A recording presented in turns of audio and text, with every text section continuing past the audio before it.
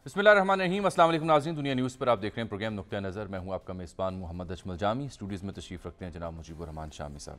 और अभी शामी साहब जनाब इमरान खान साहब से एक बड़ी अहम मुलाकात करके पहुँचे हैं स्टूडियो बमुश्किल ही, तो यहीं से प्रोग्राम का आगाज़ भी करेंगे। दीगर मौज़ूआत में आपको बता दूँ, आज खान साहब इस अहम मुलाकात से पहले अहम पेशी पर भी थे लाहौर हाई कोर्ट में। वहाँ क्या हुआ, क्या उनका मुकालमा हुआ, कौन से केसेस थे, किस किस में ज़मानत हुई, सिक्योरिटी कैसी थी, एक बुलेट प्रूफ हिसार में वो पहुँचे, बड़े अहम मनाज़र थे।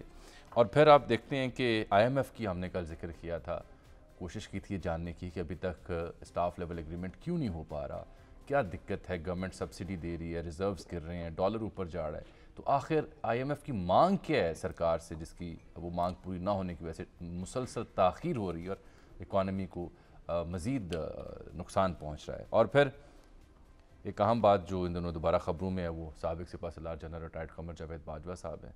आए दिन ख़बरों में होते हैं, किसी को इंटरव्यू दे दें तो ख़बरों में आते हैं, इंटरव्यू ना दें और ख़ामोश बैठे रहें तो खान साहब उन्हें ज़िंदा रखते हैं। तो उनकी खिदमत में भी कुछ गुजारिशात करनी है, जायज़ा लेना है कि वो क्या कह रहे हैं। और फिर एजाज़ुल हक साहब तहरीक इंसाफ के हो गए। लेकिन सर दस जी, शामी साहब आज आप ज़मान पाक पहुँचे, मुझे तला मिली कि ये सिविल सोसाइटी का एक आला सतही वफ़द है जिसने कौमी फरीज़ा अपने ज़िम्मे ले लिया है। अब आप ख़ुद ही बयान करें, मुलाकात कैसी थी और ये कौन लोग मिलने गए थे, मकसद क्या था? देखिए, इम्तियाज़ आलम साहब जो है ना, बड़े हमारे सीनियर तरीन अखबार नवीसों में शुमार होता है। सैफमा जो है उसके करता धरता है। उन्होंने ये तहरीक की थी और एक ख़त लिखा था जी दोस्तों को, जी मुझे और सियासी कारकुनों को, कायदीन को, वकला को, जर्नलिस्टों को, जो सीनियर जर्नलिस्ट हैं उनको, कि हमें मिल बैठकर मुल्की हालात पर गौर करना चाहिए और कोई रास्ता निकालना चाहिए। अफ़ाम व तफ़हीम से बातचीत हो, इलेक्शन पुरअमन तरीके से मुनक़िद हों और ये जो हंगामा बरपा है इसको सर्द किया जा सके। तो उनकी तहरीक पर फिर आज हम इकट्ठे हुए और इमरान खान साहब से मुलाकात का वक्त लिया। तो ये एक मुख्तसर सा डेलीगेशन था। बड़े अहम और सीनियर दानिश्वर किस्म के लोग अब इसमें इसमें इम्तियाज़ आलम साहब थे, सोहेल वड़ाज साहब थे, अच्छा वड़ाज साहब भी थे, हाँ, हुसैन नकी साहब थे, काज़म खान भी थे, और उसके बाद जो हमारी बार की सदर सबाहत साहिबा, हाँ वो भी थी, और दूसरे कुछ दोस्त भी थे। तो ये एक तबादला ख्याल खान साहब से हुआ तफसील के साथ, अभी जारी था। और प्रोग्राम की वजह से मुझे उठना पड़ा, लेकिन मुद्दा तो ज़ेरे बहस आ गया ना। मुद्दा तो यही था कि भाई हम समझते हैं कि खान साहब जो हैं वो एक बड़े स्टेक होल्डर हैं। बिल्कुल ठीक बात है। तो अब उनके मफाद का ये तकाजा है कि हालात को पुरअमन रखा जाए और इंतखाबात तक लेके जाया जाए। अब खान साहब ने एक तफसील के साथ अपना नुक्ता नज़र बयान किया, जो उनकी हुकूमत ख़त्म हुई, इसके बाद जो मराहल से वो गुज़रे, उसकी तफसील बयान की। तो हमने अपनी अपनी बात की, और मगर बुनियादी बात यह थी कि देखिए, ये खान साहब जो है उनकी ज़िम्मेदारी है, वो ये सिर्फ तज्ज़िया करके उनकी ज़िम्मेदारी अदा नहीं हो सकती। यानी क्या कहना चाह रहे हैं? रास्ता निकालना ये सिर्फ खान साहब की जिम्मेदारी है? खान साहब की बुनियादी जिम्मेदारी उनकी है, क्योंकि बड़े स्टेक होल्डर है। चलिए अब बात पूरी कीजिए। और हमने उनसे यही कहा, हमारा ये ख्याल है कि एक APC होनी चाहिए, ऑल पार्टीज कॉन्फ्रेंस, और उसके अंदर ये सारे मामला तय होने चाहिए। तो खान साहब के ज़ाहिर है कि वो एक बड़े मराहल से गुज़रे हैं और उनको बहुत कुछ भुगतना पड़ा है, और बहुत कुछ उनको शिकायत हैं और बहुत कुछ उनसे शिकायत है लोगों को। तो ये भी बहस जारी थी, और इसमें फवाद चौधरी साहब भी थे, हमारे दूसरे दोस्त जो हैं परवेज़ खट्टक साहब भी थे, चौधरी परवेज़ अलैह साहब भी थे। अच्छा, परवेज़ साहब बैठे हुए थे? हाँ जी, वहाँ भी थे, सदर साहब उसके, और हमारी मुसर्रत जावेद चीमा भी थी, मुसर्रत जमशेद जावेद, और फ़ारूक हबीब साहब भी थे। तो ये मतलब ये लोग PTI के मोतबर लोग भी वहाँ मौजूद थे। और वहाँ से जब बाहर निकले, सर एक तो बात ये है ना, देखिए खान साहब तो जब भी मुलाकात करें, क्योंकि आपका डेलीगेशन का पर्पज़ ही ऑल टुगेदर डिफरेंट था ना, कि जी ये होना चाहिए, तो खान साहब अपनी शिकायत पेश करते हैं मिलने वालों से कि ये हो रहा है, गवर्नमेंट मेरी यूँ ख़त्म हुई, उसके बाद ये मराहल हैं जिनसे मैं गुजरा हूँ और ये जुल्म ज़्यादती हो रही है। तो जब आप آپ جیسے سینئرز یا آپ جیسے جو دانشور معاملہ فہم لوگ ڈیلیگیشن کی صورت میں جا کہتے ہیں کہ اے پی سی ہونی چاہیے اور صاف شفاف انتخابات ہونے چاہیے، اس کے لیے مشاورت، اس پہ وہ کیا حامی بھرتے ہیں؟ اصل نقطہ یہ ہے. ہاں دیکھیں، اب صرف تجزیہ کرنے سے تو لیڈرشپ کی ذمہ داری ختم نہیں ہوتی نا. وہ راستہ بھی نکالنا ہوتا ہے نا، اور لیڈر وہ ہوتا ہے جو نتیجہ پیدا کرتا ہے. 4-5 دن پہلے تک تو وہ مذاکرات کے لیے تیار ہو گئے تھے، پھر جو واقعات پیش آئے اس کی ذمہ دار کون ہوگا؟ اگر بڑی مشکل سے وہ مانے ہی تھے اللہ اللہ کر کے، پہلے تو کہتے ہیں چورو کے ساتھ نہیں بیٹھنا، ان کے ساتھ بھی دوسری جگہ بھی رابطہ نہیں ہے، پھر انہوں نے کہا ہاں بیٹھنے کو بات کرنے کو تیار ہوں، تو وہ پھر جب انہوں نے پیشکش کر دی تو پھر ذمہ داری کس کی تھی؟ دیکھیے، اسٹیبلشمنٹ سے بھی ان کو شکایات ہیں، ان کو سیاسی جماعتوں سے بھی شکایات ہیں. تو میرا تو خیال ہے کہ جو معاملات ہیں وہ سیاسی جماعتوں کو آپس میں طے کرنے چاہیے. اسٹیبلشمنٹ کو نہ فریق بنانا چاہیے نہ فریق سمجھنا چاہیے. تو یہ ڈسکشن جاری تھی دوستوں کی کہ اب ہمارا وقت آ گیا کہ بھئی اب پروگرام. چلیے اس سے ہٹ کے میں پھر آپ سے پوچھتا ہوں آپ کی تجربے کی روشنی میں، جو حکومت ان پار ہوتی ہے وہ کسی ناراض سیاسی جماعت یا کسی احتجاج کرنے والے دھڑے سے یا کسی تحریک سے حکومت پیشکش نہیں کرتی کہ جناب آئیے مل بیٹھیے یہ احتجاج چھوڑ دیں؟ بعض اوقات حکومت پیشکش کرتی ہے اور بعض اوقات حکومت کو مجبور کیا جاتا ہے کہ وہ پیشکش کرے، ہے نا؟ تو اب اس صورت میں کیا ہے؟ اس صورت میں یہ کہ حکومت کو بھی اسی راستے پر چلنا ہوگا اور اپوزیشن کو بھی اس راستے پہ چلنا ہوگا. اس کے علاوہ کوئی دوسرا راستہ ہے نہیں. دوسرا راستہ دیکھیے کنفرنٹریشن کا ہے، محاذ آرائی کا ہے. اس کے بڑے خطرات ہیں. اس میں ان خطرات جس سے آج خان صاحب لاہور ہائی کورٹ میں پیش ہوئے نا، اور انہوں نے کہا کہ میں چھپ کے آیا ہوں. جی وہ کہتے ہیں چھپ کے. تو اب ظاہر ہے کہ اگر وہ لاہور ہائی کورٹ میں پیش ہو سکتے ہیں چھپ کے، تو چھپ کے کچھ اور بھی کر سکتے ہیں نا. تو چھپ چھپا کے انتخابات تک پہنچ سکتے ہیں نا. چلیں نہیں، اس پہ بھی اعتراض ہے. یہاں تو وہ چھپ کے اس لیے ہے کہ انہیں سیکیورٹی کنسرنز ہیں. دوسرے معاملے میں کیسے چھپے عوام سے، ہم سے؟ عوام سے وہ جب بات باہر آئے گی ہم پوچھیں گے ہاں جی چھپ کے کیوں ملے؟ نہیں، چھپ کے ملنا نہیں ہے. چھپ کے حکمت عملی بنانی ہے اور چیزوں کو آگے کی طرف پش کرنا ہے، بے نتیجہ نہیں چھوڑ دینا. اور میں تو دیکھیں نا وہاں جو منظر ہے زمان پاک کا، کس طرح کے ملک بھر سے ورکرز آئے ہوئے اکٹھے ہیں، ان کی اکٹھے ہیں، کیا ان میں جوش و جذبہ ہے. یہ بات تو میں عرض کر رہا تھا آپ سے. بجلی بھری ہوئی ہے ان میں. اور وہاں سے میں باہر نکلا ہوں تو اب دیکھیں، ایک تو ڈی ایس این جیز کی لمبی لائنیں لگی ہوئی ہیں، ایک ایک لمحہ ریکارڈ ہو رہا ہے. اور پھر جب باہر نکلا ہوں تو یوٹیوبرز اور دوسرے جناب مائک لے کے میری جان کو اٹک گئے. یہی تو اب صدیق جان جو ہیں ان کو گرفتار کیا گیا. ہاں جی، اس پہ جناب اس پہ بتائیے کیا ہے. میں نے کہا بھائی کسی اخبار نویس کی گرفتاری پر کوئی اخبار نویس خوش نہیں ہو سکتا. نہیں، اختلاف ہو سکتا ہے، نہ اس کی تائید کر سکتا ہے. لیکن وہ پولیس نے شیل برآمد کرنا ہے، پہلے پتہ نہیں تھا وہ ہے کہاں. پھر اس کو اب جب پیش کیا گیا صدیق جان کو تو اس نے کہا جی مجھے تو کھانے کچھ نہیں دیا انہوں نے. صدیق جان جو ہیں ان کی رائے سے آپ اختلاف کر سکتے ہیں، ہو سکتا ہے، ہونا چاہیے. لیکن ان کو اپنی رائے رکھنے کا، اسے ظاہر کرنے کا حق حاصل ہے. اور کسی کو یعنی پولیس کو اس طرح کی کارروائی کرنے کا کوئی اختیار نہیں ہے. ایک آدمی اپنی ڈیوٹی دے رہا ہے، اپنے فرائض ادا کر رہا ہے، پر پیشہ ورانہ آپ اس کو کیوں اس کے اندر خلل ڈال رہے ہیں؟ تو سوال پہ سوال. میں نے کہا بھائی میں کبھی کسی اخبار نویس کی آزادی جو ہے سلب ہو تو میں اس کی حمایت نہیں کر سکتا. سر اگر ریاست کو، حکومت کو شکایت ہے، مقدمہ درج کریں، بتائیں کیا الزام ہے. ظاہر ہے نا اس کے اوپر مقدمہ. لیکن یہ جو طریقہ ہے نا، یہ پہلے ہم قانون سے بالاتر نہیں ہے، بالکل آپ ٹھیک فرماتے ہیں. لیکن ہمیں حق حاصل ہے اپنی بات کرنے کا، اپنی بات کہنے کا. تو اب تو یہاں تک تماشا لگا ہوا ہے نا. ابھی تو آج ایک محمد خان بھٹی کی جو ہے ویڈیو چل رہی ہے، انہوں نے کوئی انکشافات کیے ہیں سو کالڈ. بھائی ایک کسٹڈی میں ایک شخص گرفتار ہے، وہ جو اول فول کہہ دے اس سے کیا فرق پڑتا ہے؟ سر میں آپ سے عرض کروں، آپ محمد خان بھٹی صاحب کے معاملے کو پہلے بھی ہائی لائٹ کر چکے ہیں اسی پروگرام میں. آپ سوال اٹھا چکے ہیں یہ کہاں ہے، کس الزام میں پکڑا گیا وغیرہ وغیرہ. یہ آپ کو یاد ہو 9 یا 10 مارچ کو جب انہیں رحیم یار خان کی اینٹی کرپشن عدالت میں پیش کیا گیا تو انہوں نے، آپ کو یاد ہوگا اس سے پہلے ان سے منصوبے کا اعترافی بیان جو ہے نا وہ سامنے آیا تھا. انہوں نے کہا میں نے کوئی اعترافی بیان دیا ہی نہیں 164 کا، مجھ سے یہ جو بیان منسوب کر کے چلایا جا رہا ہے یہ بے بنیاد ہے. आज मोनिस इलाही साहब, फवाद चौधरी साहब, परवेज़ इलाही साहब और दीगर जो हैं, उन्होंने इस एतराफ़ी बयान पे ये सवाल उठाए हैं जवाब देते हुए कि जनाब किसी को भी ज़बरदस्ती पकड़ लिया जाए, मजबूर किया जाए तो उससे मर्ज़ी का बयान लिया जा सकता है। देखिए, आप देखिए जजों के बारे में गैर मोहतात गुफ्तगू हो रही है, उसको नशर किया जा रहा है। कौन, यानी जिनकी कस्टडी में था वही जिम्मेदार होंगे ना फिर नशर करने के। ये क्या तरीका है? हम क्यों इसको माहौल को आलूदा कर रहे हैं?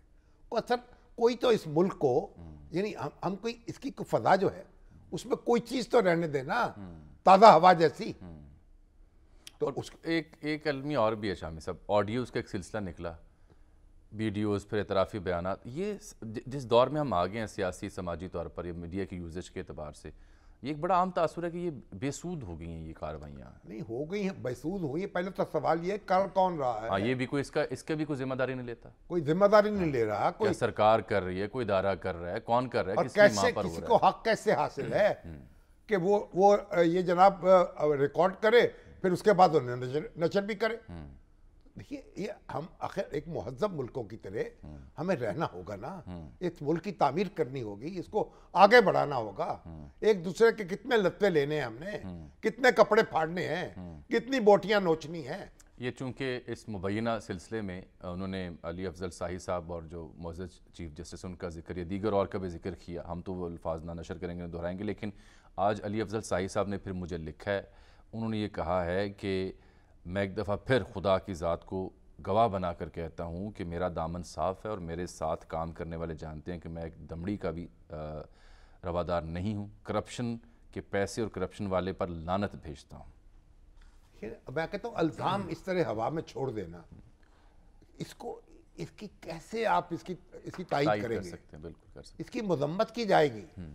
और देखने जिन लोगों की कस्टडी में थे भट्टी साहब, उन लोगों को जवाब देना पड़ेगा ना। तो अहले सियासत जो है, बाकी तो बातें बात की है ना।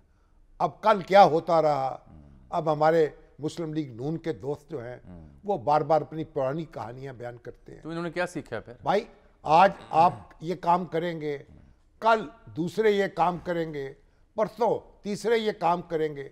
तो खान साहब ने अगर कुछ गलत किया तो उनकी गलती को बुनियाद बनाकर आप कैसे गलत कर सकते हैं? बिल्कुल ठीक कह रहे हैं आपने। चूँकि खान साहब का जिक्र किया पेशी, तो मोहम्मद इशफाक साहब हमारे नुमाइंदे खुसूसी हैं। आज दिन भर अदालत में जो होता रहा, तमाम केसेस को उन्होंने कवर भी किया, देखा खान साहब की हाज़िरी को, रोस्टरों पर भी आए, उनके वकला भी थे, वहाँ किस हालत में वो पहुँचे, वो अशफाक साहब से हम जान लेते हैं। अशफाक साहब, तासुर तो यही आज दिन भर की आपकी रिपोर्टिंग और समात के बाद के प्रॉबेबली बहुत उम्दा रिलीफ की सूरत उनके लिए निकली है। कैसे देखा आपने उनकी आमद को, रोस्टरों पर आकर उन्होंने क्या कहा और फिर रिलीफ कहाँ कहाँ उन्हें मिला? शुक्रिया जामिल साहब। आज इमरान खान साहब को लाहौर हाई कोर्ट ने दोपहर 2 बजे पेश होने की हिदायत की थी 2 फौजदारी मुकदमात में हिफाजती जमानत के केस में। लेकिन खान साहब, इमरान खान तकरीबन 12:30 बजे के करीब लाहौर हाई कोर्ट में पहुंच गए और सबसे पहले लाहौर हाई कोर्ट के जस्टिस तारिक सलीम शेख की अदालत में पेश हुए। हालांकि उस अदालत ने इमरान खान को तलब नहीं किया था। लेकिन इमरान खान की जानिब से एक तौहीन अदालत की दरख्वास्त दायर की गई थी कि अदालती हुक्म के बावजूद जमान पार्क में ऑपरेशन किया गया है, जिम्मेदारों के खिलाफ कार्रवाई की जाए। तो जब जस्टिस तारिक सलीम शेख ने कार्रवाई का आगाज किया तो साथ ही इमरान खान रोस्टन पर आए और फिर अदालत को सारी सूरत हाल से आगाज किया और ये कहा कि वो जब इस्लामाबाद टोल प्लाजे पर पहुंचे तो उनके घर पर पुलिस ने हमला कर दिया। उनकी अहलिया घर में अकेली थी, चीखें मारती रही, लेकिन इन पुलिस वालों ने किसी की एक न सुनी और सामान की तोड़फोड़ की, नुकसान पहुंचाया गया। उनके प्राइवेट गार्ड्स को गिरफ्तार कर लिया गया। तो इस मौके पर उन्होंने कहा कि जिम्मेदारों के खिलाफ कार्रवाई की जाए। लेकिन बरानी समाज एक दिलचस्प सूरत हाल उस वक्त पैदा हुई जब पंजाब हुकूमत के वकील ने जस्टिस तारिक सलीम शेख को ये कहा कि आप इनके मुकदमात दूसरी अदालत में मुंतकिल कर दें। यानी आप कह सकते हैं कि पंजाब हुकूमत के वकील ने जस्टिस तारिक सलीम शेख पर अदम एतमाद का इजहार किया तो पूरी अदालत जो थी वो 1 मिनट के लिए सकते में आ गई कि ये क्या हो रहा है। इस मौके पर जस्टिस तारिक सलीम शेख ने कहा कि किस बात पर आपको अदालत पर एतमाद नहीं है, ये तो पहले का फैसला है, अगर इस तरह का आइंदा मामला हुआ तो मैं तौहीन अदालत की कार्रवाई करूंगा। जस्टिस तारिक सलीम शेख ने यह भी कहा कि अल्फुल नोटिस लेकर भी कार्रवाई की जा सकती है, अदालती हुक्म भी पहले का है, पहले तो आपने ऐसा नहीं कहा तो अब क्यों कह रहे हैं, लिहाजा ये कोई रीजन नहीं है कि आप उठा कर FIC की अदालत पर अदम एतमाद का इजहार कर दें और कहें कि इसको मुंतकी कर दें, ऐसा नहीं होगा। जस्टिस तारिक सलीम शेख ने कहा कि आपसे इमरान खान के खिलाफ दर्ज मुकदमात की तफसीलात मांगी गई, वो भी आपने रिपोर्ट गैर तसल्ली बख्श अदालत में पेश की। हालांकि आप रिपोर्ट पेश कर देते तो अदालत आपकी रिपोर्ट की रोशनी में दरख्वास्त। अशफाक, ये मुकदमात हैं कितने? क्योंकि खान साहब तो कहते हैं सेंचुरी हो गई है, हुकूमती ज़राए कहते हैं जी 6, 7, 8 मुकदमात हैं। देखिए, आज जो रिपोर्ट IG पंजाब की जानिब से अदालत में पेश की गई, उनमें ये कहा गया कि इमरान खान के खिलाफ फौजदारी मुकदमात की तादाद पंजाब में 6 है, जिसमें से एक मुकदमा डिस्चार्ज हो गया और एक मुकदमे में इमरान खान को कसूरवार करार नहीं दिया गया। तो बाकी जो 4 मुकदमे हैं वो लाहौर के हैं और उनमें तफ्तीश का अमल जारी है। जब जस्टिस तारिक सलीम शेख ने ये कहा कि बताएं ये 6 के 6 मुकदमात कौन सी आखिरी तारीख तक दर्ज हुए, इस मौके पर सरकारी वकील ने कहा कि 20 मार्च आखिरी तारीख थी। अदालत ने कहा कि क्योंकि हर नए दिन के बाद एक नया मुकदमा दर्ज हो रहा है, तो आप इसको पूरा चार्ट बनाकर अदालत में पेश करें ताकि सारी सूरत हाल क्लियर हो। दौरान समाअत जब नैब के वकील से पूछा गया तो वो भी अदालत को तसल्ली बख्श जवाब न दे सके, और जब FIA के वकील से बात की गई तो उन्होंने भी तसल्ली बख्श रिपोर्ट जमा नहीं करवाई। और इस पर ही जस्टिस तारिक सलीम शेख ने कहा कि अगर आप जो मुकम्मल रिपोर्ट जमा करवा देते तो ऐसी सूरत हाल नहीं होनी थी। बहरहाल अदालत ने इस मामले पर कल दोपहर 1 बजे तमाम फरीकैन से कहा है कि वो अपनी अपनी रिपोर्ट जमा करवाएं।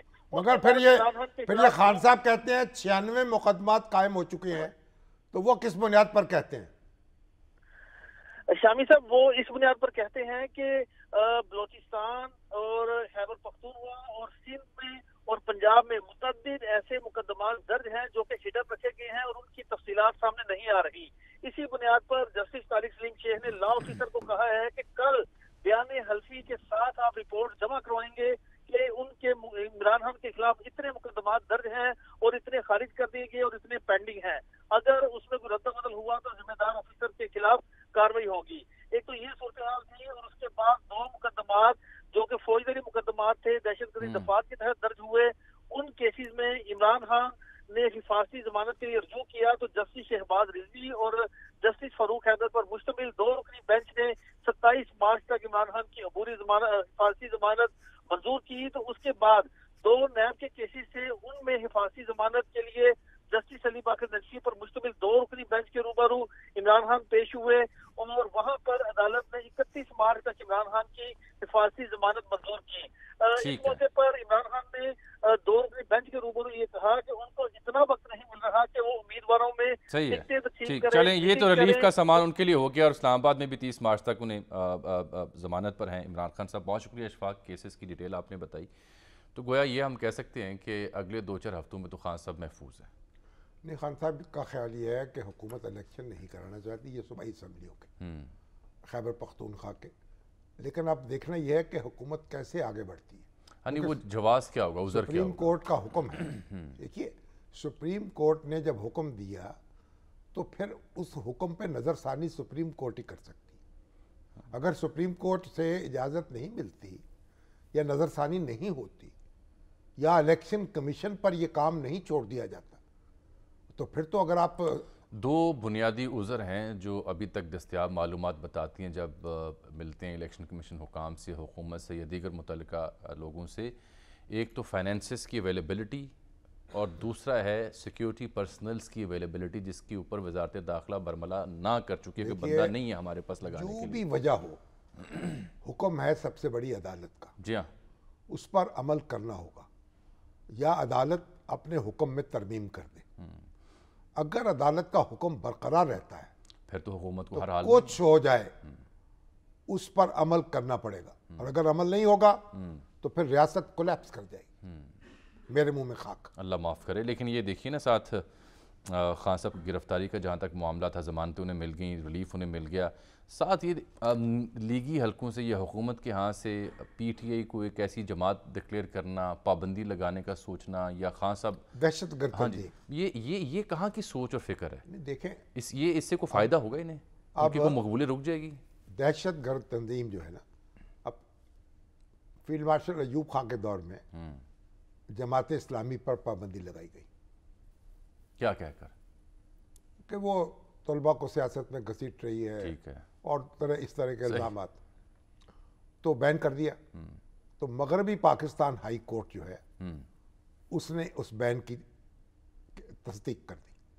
جماعت اسلامی کی درخواست مسترد کر دی اس کے خلاف. اچھا، بین کو الاؤ کر دیا. الاؤ کر دیا. اچھا. مشرقی پاکستان ہائی کورٹ نے اس بین کو غیر قانونی قرار دے دیا، غیر آئی. اور پھر کیا صورت بنی؟ اس کے بعد جب معاملہ گیا سپریم کورٹ میں، تو سپریم کورٹ نے فیصلہ جو ہے جماعت اسلامی کے حق میں کیا.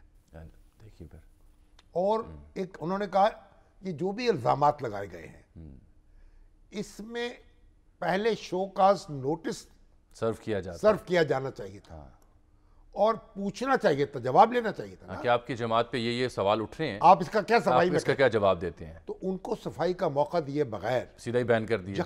یک طرفہ طور پر کیسے بین کر دیا؟ جماعت اسلامی پر پابندی ختم ہو گئی. تو یہ سرکار کو خبر ہو کہ یہ تب ہوا جب ڈکٹیٹرشپ تھی، اب پھر بھی کسی نہ کسی صورت میں جمہوریت ہے. سنیے اس کے بعد کیا ہوا، پھر یحییٰ خان نے عوامی لیگ پر پابندی لگائی. جی ہاں، جب شیخ مجیب الرحمان انتخابات جیت چکے تھے اور اس وقت عوامی لیگ پر پابندی لگائی، اس کے اکثر ارکان کو ڈی سیٹ کر دیا، وہاں دوبارہ الیکشن کرائے اور چند ہزار ووٹ پڑے اور مختلف لوگ منتخب ہوئے، ان کو بیٹھنا نصیب نہیں ہوا قومی. وہ تو پھر ہم سب جانتے ہیں اور پھر کیا ہوا. اس کے بعد کیا ہوا وہ ہم سب جانتے ہیں.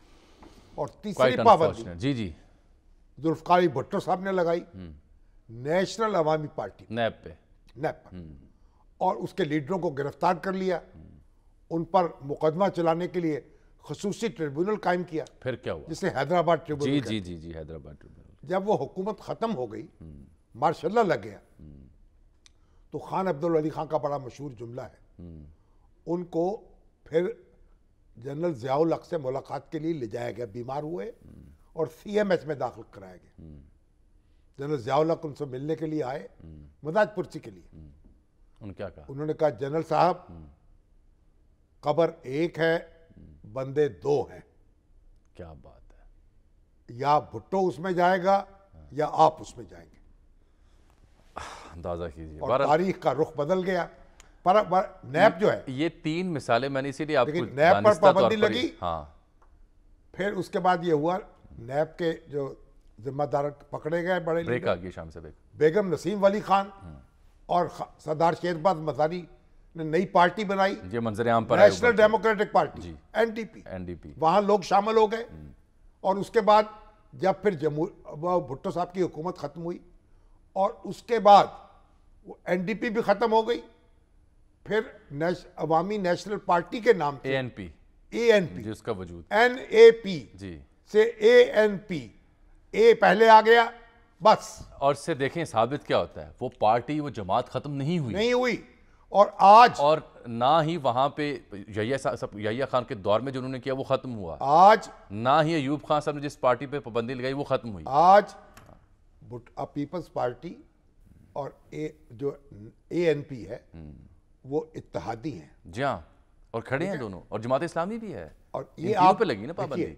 ایک بریک آ گئی سر. اس لیے پابندی جو ہے وہ کسی مسئلے کا حل نہیں. پتہ نہیں کیا سوچ کے ایسی، ہم تو ایم کیو ایم کے خلاف پابندی جی بالکل ایک بریک لینی ہے سر. نہیں لگ سکی. آج ہم نے حفیظ پاشا صاحب کو زحمت دی ہوئی ایک دو دنوں سے، ان سے ہم نے سننا ہے کہ یہ آئی ایم ایف کیوں ڈیلے کر رہا ہے اور کتنی معیشت سفر کرے گی. سیاست کا مقابلہ سیاست سے ہوگا. بالکل ٹھیک ہے. سیاہی کو سیاہی سے دھویا نہیں جائے گا. بالکل ٹھیک کہہ رہے ہیں. انہی سنہری جملوں کے ساتھ ایک بریک.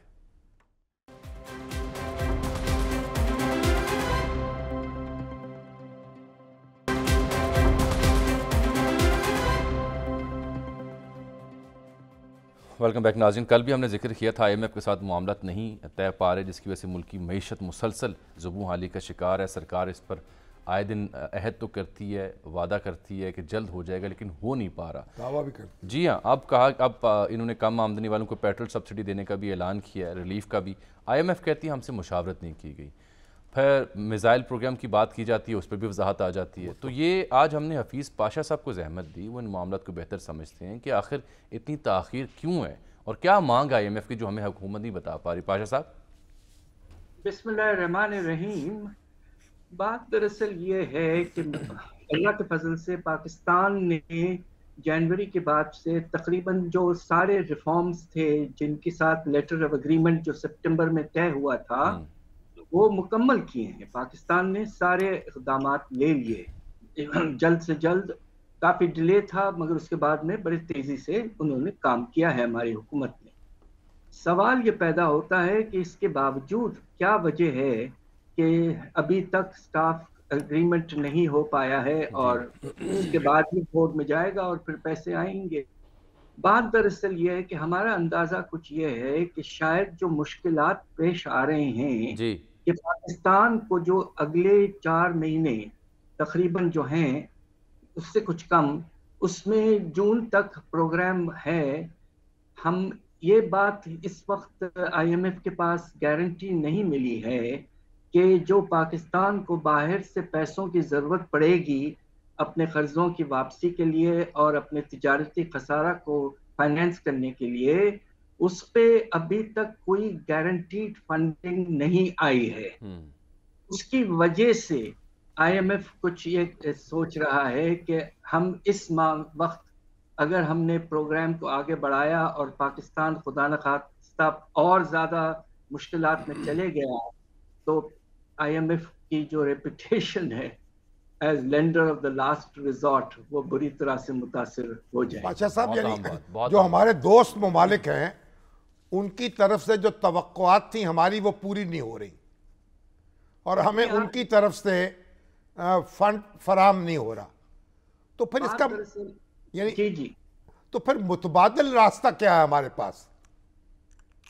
بات دراصل یہ ہے کہ پاکستان کو میرے خیال سے تو اللہ کے فضل سے چائنا نے سپورٹ کیا ہے. انہوں نے پچھلے دنوں رول اوور کیا تقریباً $2 ارب اور اس کے نتیجے میں 1.2 آ گئے ہیں، 1.2 ارب اور اس سے ریزروز میں تھوڑی سی بہتری آئی ہے. اس وقت تقریباً $4.5 ارب کے لگ بھگ ہیں. پرابلم زیادہ ہے، دیکھیے کہ جو پروجیکشن کیا گیا تھا سال بھر کے لیے اس میں آئی ایم ایف نے بڑے آپٹمسٹک پروجیکشنز کیے تھے اور خاص طور پہ انہوں نے یہ اندازہ لگایا تھا کہ پاکستان کو بانڈز فلوٹ کر کے اور کمرشل بینکوں سے، انٹرنیشنل کمرشل بینکوں سے ملا کے ان دو ذریعوں سے تقریباً $9.5 ارب مل جائیں گے. ہوا یہ ہے کہ پہلے تقریباً 8 مہینے میں کل جو رقم ان دو سورسز سے آئی ہیں وہ صرف اور صرف $200 ملین ہے. اس میں بہت بڑا شارٹ فال ہے اور اس کی وجہ یہ ہے کہ پرائیویٹ کریڈیٹرز اب گھبرا رہے ہیں پاکستان کو سپورٹ دینا. ہماری کریڈٹ ریٹنگز بھی تقریباً ڈیفالٹ لیول تک پہنچ چکی ہیں. جو ایک طرح سے افسوسناک بات ہے کہ جو مڈل ایسٹ کے ممالک ہیں جس میں سعودی عربیہ ہے، قطر ہے، یو اے ای وغیرہ، کچھ انڈرسٹینڈنگ پہلے یہ تھی سپٹمبر سے پہلے کہ پاکستان کو شاید ہمیں مکمل سپورٹ وہاں سے ملے گا، مگر اس سے لگتا یہ ہے کہ ابھی تک کوئی گارنٹی آئی ایم ایف کو نہیں ملی. پاشا صاحب ہم کیا بند گلی میں آ گئے؟ مجھے بہت افسوس سے کہنا پڑتا ہے کہ واقعی ہم بہت ہی افسوسناک اور مشکلات کے حالات میں آ چکے ہیں. خدا نخواستہ ہم تو سب اتنا پریشان رہتے ہیں کہ ہمارا پیارا ملک جو ہے وہ اس وقت ایسے جسے کہتے ہیں کہ جگہ پہ آ چکا ہے کہ جو تاریخ میں کبھی پاکستان کی 75 سالہ تاریخ میں ایسا کبھی نہیں ہوا. مگر اہل سیاست پر تو کوئی اثر نہیں ہے. یہی میں جاننا چاہ رہا تھا کہ ان کے تو وہی لچھن ہے، وہی ڈکشن ہے، وہی ایک دوسرے کے وہ درپے ہیں. اب میں آپ کو کیا کہوں، ہم اتنا افسوس اس بات کا ہے کہ تو ہم سب کا یہ خیال تھا، پاکستان کے سٹیزنز ہم ہیں سب، کہ ہماری جو سیاسی طاقتیں ہیں وہ مل کے بیٹھیں گی اور ایک ارجنٹ ٹاپ پرائیورٹی بیسس پر ایک ایکشن اکنامک پلان بنائیں گے. اس سے باہر کی دنیا میں بھی ایک پازیٹیو ری ایکشن ہوگا کہ پاکستان باقی اب ایک کنسنسس آ چکا ہے اور آگے بڑھ رہا ہے. اس آپ سے کو یقیناً کوئی راستہ نکلتا نظر آتا ہے؟ اس وقت جس طرح کی کشمکش نظر آ رہی ہے تو مجھے بہت زیادہ افسوس سے کہنا پڑ رہا ہے کہ ہمیں اس وقت عنقریب کوئی راستہ نکلتا ہوا نظر نہیں آ رہا ہے. یہ بات کا بڑا افسوس ہے. سرکار غالباً پلان کر رہی ہے کہ وفد بھیجا جائے امریکہ یا دیگر ذمہ دار یا باثر ممالک کے ہاں اور کوئی معاملہ فہمی کی کوشش ہو سکے. چائنا نے تو جو کرنا تھا کر لیا، لیکن ہمیں گلف سے بھی کوئی سبز جھنڈی نہیں دیکھنے کو ملی ابھی تک. پائے صاحب جی یہی مسئلہ ہے. دیکھیے بات یہ ہے کہ آپ یاد ہوگا کچھ دن پہلے سعودی عربیہ کے فائنانس منسٹر نے خود یہ کہا کہ پاکستان جیسے ملکوں کو خود اپنے حالات کو سنبھالنا چاہیے. تو وہ میسج ہمیں جب ملا تھا تو اسی وقت مل جل کر ہمارے سیاسی طاقتیں اور اسٹیبلشمنٹ سب مل کے بیٹھتے، جس طرح اللہ کے فضل سے ایک دفعہ ہم نے دیکھا ہے.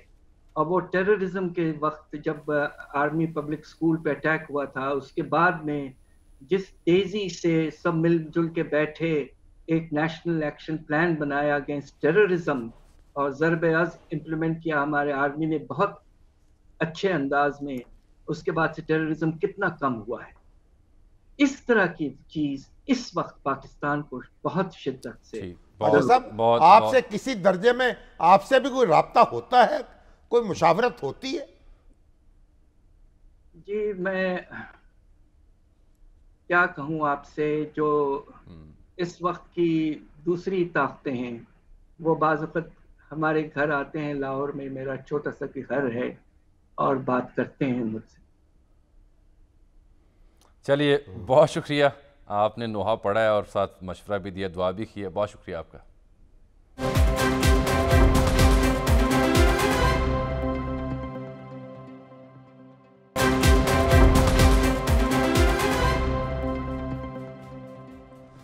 ویلکم بیک ناظرین. جنرل ریٹائرڈ قمر جاوید باجوہ صاحب پھر سے خبروں میں. ذکر میں نے کیا تھا کہ نہ رہیں خبروں میں تو انٹرو دے دیتے ہیں اور ورنہ عمران خان صاحب انہیں زندہ رکھتے ہیں. پہلے بھی ان کی خدمت میں کچھ گزارشات پیش کی تھی، شامی صاحب نے بھی اور خاک سر نے بھی. تو دیکھیے نا سر، اب شاہد میتلا صاحب ہے، ابھی تو ایک حصہ چھپا ہے جس کی وہ ذمہ داری لے رہے ہیں کہ میں ان سے ملا ہوں پچھلے ماہ، ان سے سوال بھیجے ہوئے تھے، اس کے بعد جو جواب تھے ملاقات کی صورت میں وہ چھاپے ہیں میں نے. ایک قسط اور آنی ہے، پتہ نہیں اور کتنی آنی ہے. پہلے چوہے صاحب نے قسطیں چھاپی تھیں، اب یہ چھاپ رہے ہیں.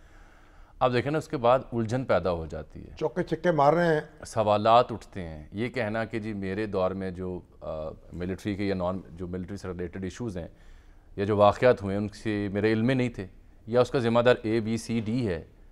تو آپ تو سپہ سالار تھے، سپہ سالار ہی ذمہ دار ہوتا ہے نا ہر شہر کا. میڈیا ایڈوائزر جو ہیں وہ ہمارے ارشاد بھٹی صاحب، پتہ نہیں اللہ جانتا. تعلقات تو ان سے اچھے ہیں ان کے. نہیں میرا نہیں خیال وہ مانتے ہیں کہ میڈیا ایڈوائزر ہیں. یعنی کوئی ان کو مشورہ تو دیتا ہوگا کیا کہ بھئی آپ کو کیا بات کہنی چاہیے، کیا نہیں کہنی چاہیے. جب وہ سپہ سالار تھے اور جب آپ سے اور ہم سے ملتے تھے گھنٹوں، 5 گھنٹے 6 گھنٹے 7 گھنٹے، تب وہ یہ سوچتے تھے کیا بات کرنی ہے. اس وقت تو طاقت کے گھوڑے پر سوار تھے نا، تو بس وہی ابھی تک فریکوینسی جاری گھوڑا تو نکل گیا، تو آپ احتیاط کرنی چاہیے. مگر گفتگو وہیں کی وہیں ہے. آج ان کی خدمت میں عرض کی ہے کہ آپ گھڑ سواری کریں، نیزہ بازی کریں، سوئمنگ کریں، گولف کھیلیں اور خود نوشت لکھ دیں. یعنی ان کی گفتگو سے تو نظر آتا ہے کہ نہ اس ملک میں کوئی قانون تھا، نہ آئین تھا، نہ کوئی حکومت تھی. جو چاہتے تھے وہ کر رہے تھے، ماتحت ان کے ماتحت کر رہے تھے. سر کیا کر رہے تھے؟ کچھ وہ خود کر رہے تھے، کبھی ایک کو چھڑوا رہے تھے، کبھی ایک کو پکڑوا رہے تھے، کبھی ایک کو نوکری دلوا رہے تھے، کسی کو کچھ کر رہے تھے. یعنی یہ میں سمجھتا ہوں ان تمام صحافیوں نے جن کے بارے میں یہ بات ہوئی انہوں نے انکار کیا کہ یہ غلط بات کر رہے ہیں. اور انہوں نے پھر جس طرح البتہ فواد چوہدری صاحب نے مجھے لکھا ہے کہ یہ جو نوکری والا معاملہ اس میں صداقت ہے، اس پہ شاید میتلا صاحب نے ایک اور جواب دیا. انہوں نے کہا جی پھر فواد صاحب یہ ٹویٹ سنبھال کے رکھیں، اس کا جو اگلا جواب آئے گا ہو سکتا ہے آپ کو الٹی پڑ جائے یہ بات. اور شیخ رشید صاحب پر بھی انہوں نے نظر کرم کی ہے. شیخ صاحب اب میں تو کہتا دائیں بائیں مطلب تیر اندازی کی ہے انہوں نے. ذمہ دار اگر سب کو آپ نے کر دیا ہے تو آپ کسی پہ انگلی اٹھاتے ہیں تو 4 انگلیاں آپ کی طرف بھی تو آتی ہیں نا، اس پہ غور نہیں ہوتا. کوئی اچھا یعنی پاکستان کا جو نظام ہے نا اس کے بارے میں کوئی اچھا تاثر. کل مزید بات کر لیں، آج وقت ختم ہو گیا میرا کیونکہ موضوع بھی حساس اور وقت بھی ختم ہو گیا. کل تک ناظرین، اللہ حافظ.